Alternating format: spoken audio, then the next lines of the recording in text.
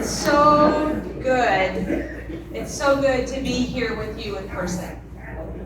We are really thankful to get to see your eyes. I have to admit that I always thought the eyes were the window to the soul, but now that we've covering our faces up with masks, I realize how much I wish I could see the bottom half of your face. I'm still thankful that we're together. My name is Laura Wessel. This is Hillary Furnish. We're the bereavement coordinators at Rainbow, and there's a good chance that we've talked to a lot of you. And we are beyond thrilled to meet you. We are beyond thrilled to be sharing these quilts with you, only because you were so creative, so thoughtful in how you designed these quilts. So with that, I just want to welcome each one of you to Rainbow Hospice Care's dedication of the 2020 Memorial Quilts. Thank you so much for joining us as we reveal and celebrate the memorial quilts that you played such a key part in creating.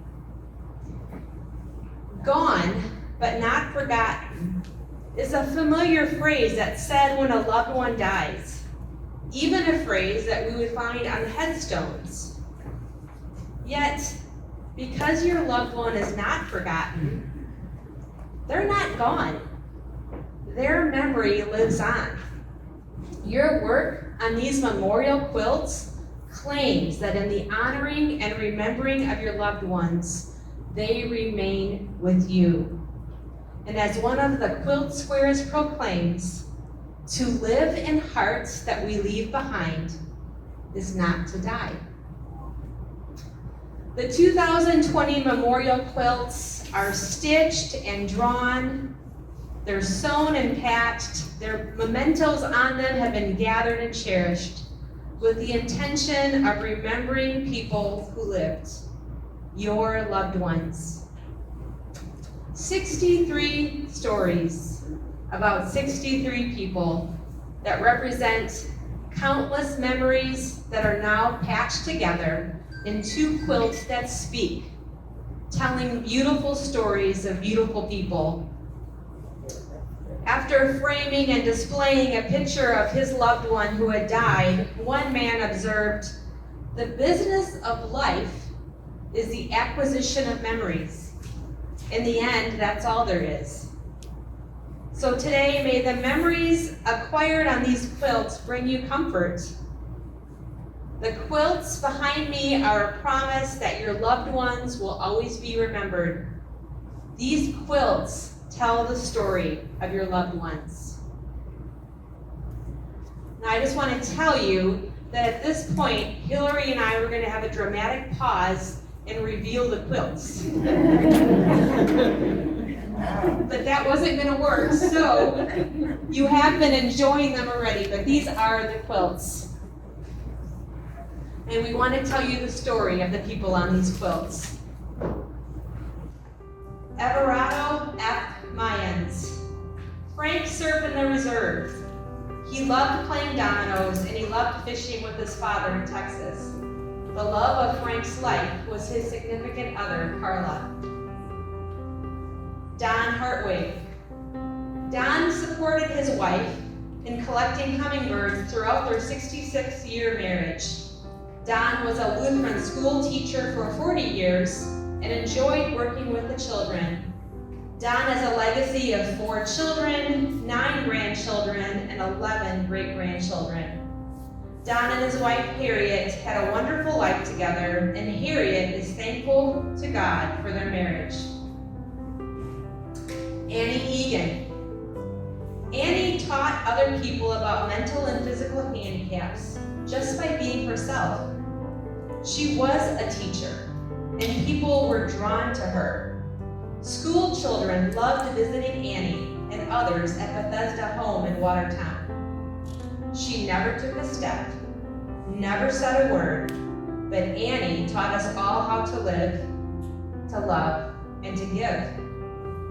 Annie being Annie was all she ever needed to be. She impacted so many people. Ruby Kraus. Ruby loved the Lord and she loved lighthouses. When Ruby saw a lighthouse, it reminded her of Psalm 27, verse 1. The Lord is my light and my salvation. The image of a lighthouse reminded her that the Lord was her light. Ruby wanted others to know that the Lord would be their light as well. Edward Ritter. Ed raised chickens, and he enjoyed growing flowers. His favorite was peonies. He was excellent at making cakes, and his specialty was wedding cakes. And some of Ed's wedding cakes reached 3 to 4 feet tall. Dolores Bacon. Dolores's favorite holiday was Christmas, and that is represented by the holly branch. Dolores also loved cardinals and bought special bird food to entice them into her yard. Robert Sabatos. I still said it wrong. Robert Sabatos. Bob enjoyed playing the guitar. He especially loved playing the song Stairway to Heaven on his guitar. As he was nearing death, in the last day or so, the imagery in that song continued to speak to him, and he told his wife Trish, "We have to go up those stairs." For Bob's family, this picture on the quilt of clouds reminds them of their husband and their dad and their grandfather who climbed the stairway to heaven. Pearl Grosskreutz. Pearl had beautiful cursive writing represented on her square with her name. Pearl worked for the Palmyra Pharmacy until its doors closed. May Galudi. May grew up on a farm in Pipersville, Wisconsin. She loved fishing the Rock River. She was a very long-time member, 87 years, of the Watertown Seventh-day Adventist Church. May had an upbeat personality and was quite the character. Her favorite piece of advice: the first 100 years are always the hardest. And having died at the age of 102, May probably coasted those last 2 years. And Nancy Smith. The rainbow on Nancy's square represents the good care she received while under Rainbow's care. The rainbow also represents the joy that Nancy brought to the many children she cared for in her home as a daycare provider. It was a joy that Nancy herself experienced. She loved each of those children. Nancy also loved to bake, and her baking also brought joy. Joan Fisher. Joan was always meant to be a teacher. She was 8 credits short of her degree when she married John. She traveled with him while he served in the Air Force and was still able to teach in Georgia, Wisconsin, and California due to teaching shortages. 20 years later, and 5 children later, Joan finally earned those last 8 credits and earned her degree. She taught 1st grade at St. John's Catholic in Jefferson until she retired at 65.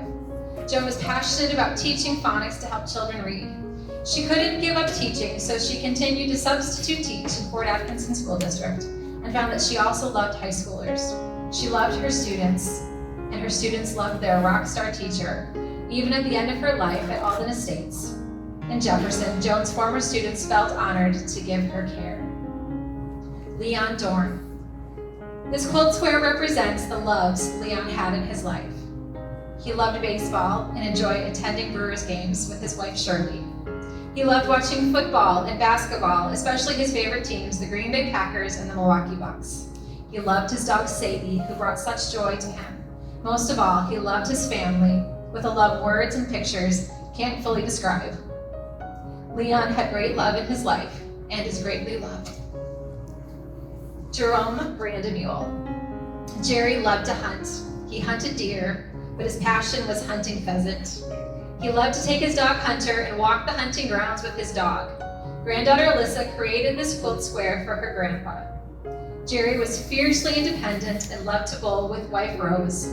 Jerry is mourned not only by his family and friends, but also by his hunting companion Hunter. Here is a Strobush. The quilt square says it all according to daughter Sue. Mom was my best friend and I miss her every day. The colors chosen represent Deirdre's favorite color red and Sue's favorite color purple. George O'Hearn. George met his wife Kathleen in college, and many dates included fishing. Their honeymoon was spent in northern Wisconsin, where they caught walleye and northerns, but the muskies all got away.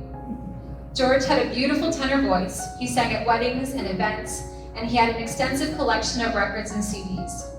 George's family loved his from-scratch brownies, his creme brulee, and his pizza made from his own dough. He always joked, "Just call me Giorgio." When George retired, he took up bird photography. He captured close-ups of hummingbirds, bluebirds, and orioles, among others. George bred and raised German shepherds during the 50 years of living in the country. He received many trophies from Midwest dog shows. George would be glad to know that his two pets found their forever home through a German shepherd rescue group. The verse on George's square is from Luke 2:29. "Lord, now you may let your servant depart in peace." George picked this to be read at his son's funeral. It was quoted by a friend at George's passing, and it was read by his wife at his final celebration. George's faith and trust was in God's promises, and he was ready to pass into his new life. James Anderson. Jim was an operating engineer for Beat. He worked in Milwaukee area on sewers and demos. He was an outdoorsman and especially loved fishing on Rock Lake and hunting on his brother's property in Richland Center. He also enjoyed riding his Harley Davidson. James Lauren. Jim loved watching birds and caring for birds. In fact, he often modified bird feeders to improve their ability to provide feed for the birds. This brought him great pleasure. Jim's wife Doris loves to embroider. She chose to embroider this run on Jim's quilt square to honor Jim saying, "Love thy neighbor." The family believes that Jim's care for birds was a kind act that he did show to love his neighbors. Douglas Faulkner. Doug's heart always longed to farm. He began life on a farm, but then his family moved to Chicago. All he wanted was to get back to farming. Doug bought an Alice tractor that he restored. He was successful in bringing it back to life, and it was his pride and joy. Doug and his wife Chris eventually were able to buy horses and some land, and Doug's tractor became more useful in caring for the horses. In the end, on a smaller scale, Doug was able to farm with his Alice tractor. Lester and Irene Zweig. Lester and Irene were married for 73 years. They had 12 kids, 17 grandchildren, and 20 great-grandchildren. Irene worked at the hospital for 43 years. Lester worked for the city of Watertown for 27 years, and Irene would embroider on dish towels as gifts for her family. Albert Spira. According to niece Cheryl, Al was the most difficult person and the most wonderful person she ever met. Al was a bus driver for Cambridge, Jefferson, and Fort Atkinson for a long time. There is a joke surrounding Al that he was the #1 driver. Al had a young man who rode his bus and was very difficult and would smart off to him. One day, Al kicked him off the bus for a couple of weeks. Shortly after this happened, a car pulled up next to him and the same kid flipped Al off. When he was allowed back on the bus, Al pulled him aside and asked him what the middle finger meant. The kid got embarrassed and red in the face and said that Al was the #1 bus driver. Al gave him the middle finger back and said he was the #1 kid. Many young people reached out to his family to say that Al was a great bus driver. Laura Grove. Teaching was Laura's life. She taught hundreds of children in her teaching career, including children of her original students. While Laura had never had children of her own, she considered her students her children. Laura also enjoyed her outdoor life in northern Wisconsin. She loved the lake and all of the opportunities for outdoor experiences. She was an avid outdoors woman and a dedicated teacher. Richard Crescent. The saying on Dick's Quilt Square, "It's the other side of the evening and it's time for us all to go home," is from one of his favorite songs, "The Other Side of the Evening" by the Irish Rovers. Dick now is on the other side of the evening and he is home. Mary Ann Heck. Mary Ann had a wonderful green thumb that she did not pass down to her own daughters, according to her daughter Deb. Mary always had beautiful flowers at home and even worked for several years at Smith Greenhouse, which was her favorite job ever. Carol Haas. Carol was a Christian, loving mother to 4 children and loving wife of 63 years. Simply put, Carol was a wonderful person. This picture of Carol does her justice and reveals the kind of person she was. Carol's husband Bob said he couldn't have done any better. When they met, they were not that interested in each other, but 6 weeks later, to the day, they were married. Don't you wonder what happened in those 6 weeks? Robert Rathel. Robert served in the Army for 3 years during World War II. He often told the story of going down the tunnel and exploring the underground home of Adolf Hitler. He never forgot that experience and was able to describe Hitler's compound in detail. Following the war, Robert taught English, first at St. John's Military Academy in Cambridge and then a school in Wisconsin Rapids. He retired in Alabama. He enjoyed all sports, but he especially loved the Milwaukee Brewers. Mary Baker. Mary was the youngest of her family. She is pictured on the quilt square with her siblings. Mary was the last surviving sibling, and she has finally joined them, which had been the desire of her heart. And this picture reflects their reality. The family is all together again. Alfred Ligman. Alfred's favorite things are on his quilt square. He was not a sports fan, but he did love the Green Bay Packers. He raised and showed quarter horses and helped the 4-H kids with their projects. He never missed his granddaughter showing her horse no matter what was happening. Most of the 4-H kids called him Grandpa Al. Al served in the Korean conflict under General Powell, and he was in the motor pool. Al was always willing to help others when they called. Sherry Wilborn. Sherry's quilt square represents who she was and the things she loved. The bird and flowers represent how she loved to spend time in nature. She enjoyed bird watching, growing flowers, and many activities outdoors. The angel and cross represent her deep devotion to her faith.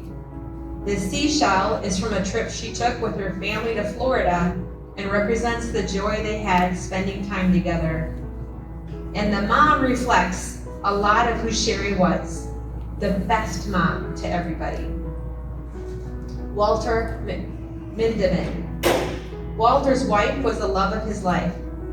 They married in 1967, and when she died in 2004, he grieved for her for the rest of his life. Walter's family is comforted knowing their parents are together again in a better place. Walter is holding his first great-grandchild. He was so excited to meet his great-grandson, and it seems that he held on long enough to meet him and enjoy him for a little while. All of his grandchildren and great-grandchildren brought Walter much joy. John Halbestad. During John's time with Rainbow, his bed was in his sunroom where he was able to enjoy both his home and nature outdoors. John was a big Packer fan, and he watched the game every Sunday. John and his family never missed the game. Eugene Duke Stanky.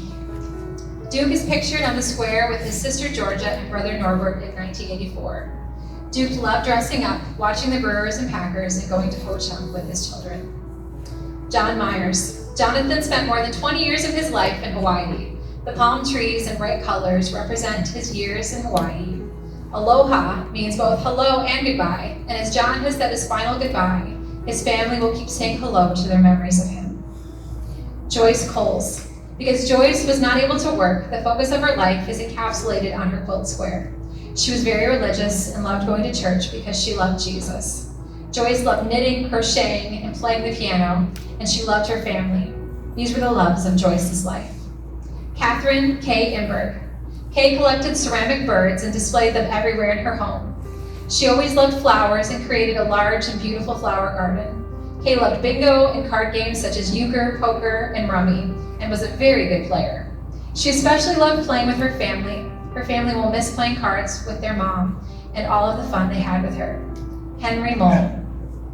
Dr. Henry Mole was a loving husband, father, grandfather, and a dedicated physician. He served the community of Elkhorn for many years as a family practice doctor. Henry also served his community as a volunteer with Boy Scouts, as a scoutmaster, as an active member of the Kiwanis, and with Hope Now. Dr. Mole traveled to Haiti on medical missions trips, where he provided care to those in need. He enjoyed singing in the church choir and in a barbershop chorus. His quilt square also includes a photo of time spent at their summer cottage, where he enjoyed making memories with his family. Annie Harden. Annie's nickname was Puddin' because Annie had a lovely dark complexion. Her dad would ask her, "Who burnt the puddin'?" And Annie would answer, "My daddy burnt the puddin'." Annie worked in the healthcare field as a cook. She loved to cook and was famous for her sweet potato pie. She was also famous for her love for Jesus and was active in her church. Elaine and Howard Clout. The colors chosen reminded family of sky and a symbol of heaven. The pine trees are a memory of all the pine trees planted by Elaine and her husband. The saying is one that brings comfort to the family and reminds them that they are still with them in their hearts. Joyce Schoner. Joyce saw her first hummingbird up close when visiting her daughter in Georgia and loved them since this encounter. Joyce's love beyond measure and will be missed by her family always. Douglas Stewart. Doug loved building and working with his hands. He was a talented mechanic, woodworker, and machinist. He retired from John Deere Tractor Works in Iowa. He loved the outdoors. He especially enjoyed hunting, fishing, and camping in Colorado, Idaho, and Iowa with his sons David and Adam. He was probably happiest being at home with his wife Beth the 48 years and spending time with his grandchildren. Edwin Burr. Edwin is honored on his quilt square with these words: "Dad, a son's first hero and a daughter's first love." His daughter Beth explained that her dad served during World War II. He was both a military hero and a hero father. Beverly Westcott. Bev was a gentle but feisty lady. She ran an auto salvage business with her husband Rolly and was able to direct customers right to the car part they were looking for. Her intelligence also ranged to sewing, knitting, crocheting, playing piano and organ, as well as being an accomplished artist and loving to play golf and tennis. Bev loved her husband Rolly with all her heart, and after his death, her dementia increased as she searched for him. Bev is now reunited with Rolly and with their oldest daughter. Bev will always be in our hearts of her youngest daughters and families. Fred Powlite. Fred served in the Coast Guard during World War II. LST stands for Landing Ship Tank, and Fred's boat number was 162. He had planned to enlist in the Navy, but was asked if he had TB. Because Fred's mom had TB, the Navy denied his entrance, and Fred enlisted with the Coast Guard instead. Fred was a radio operator and was one of the proud service members who helped declare that the war was over. Cedric Ollinger. Cedric attended UW Milwaukee, where he was majoring in nursing. Prior to that, he was a medic in the Army. Pine trees are in the background of his square because Cedric was obsessed with them. Cedric and his dad would hike together often, visiting sites such as the Redwoods.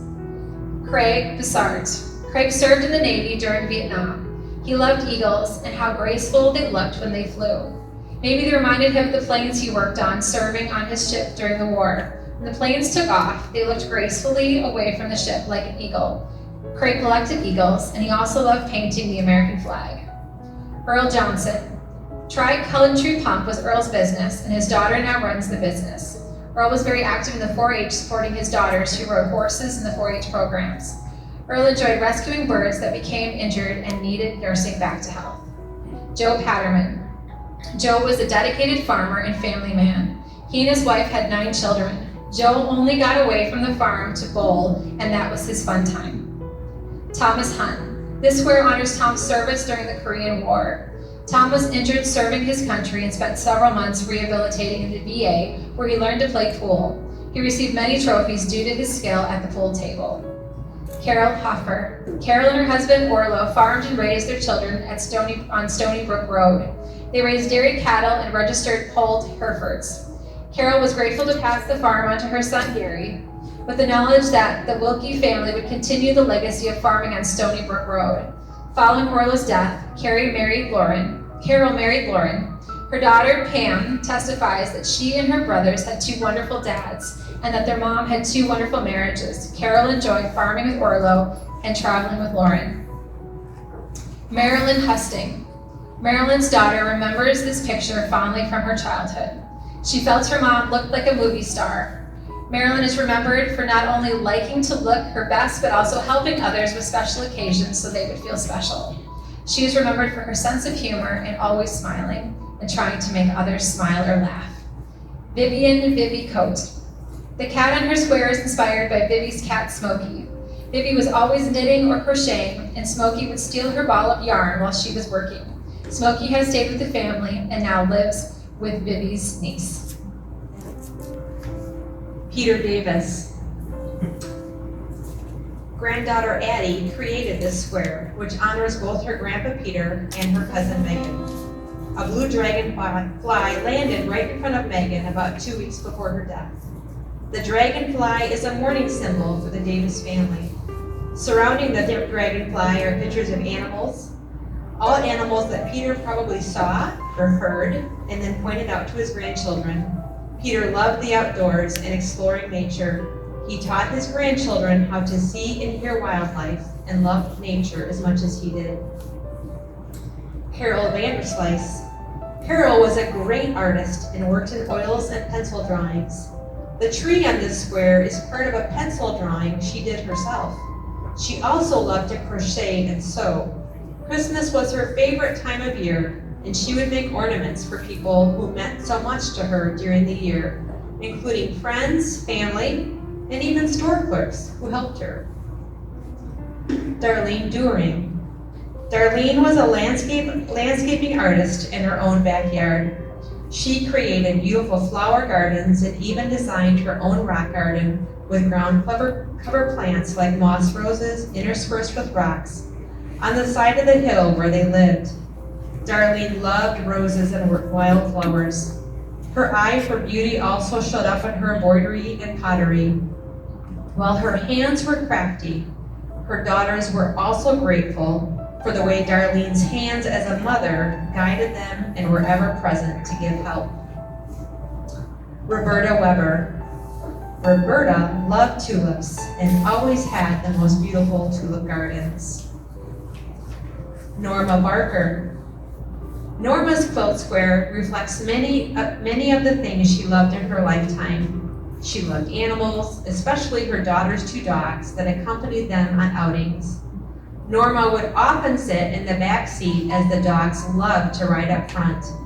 The flowers represent her love of flowers and gardening. Following the death of her husband, Norma became an avid Brewers fan, even learning about the players' lives on and off the ball field. The book reflects Norma's passion for reading.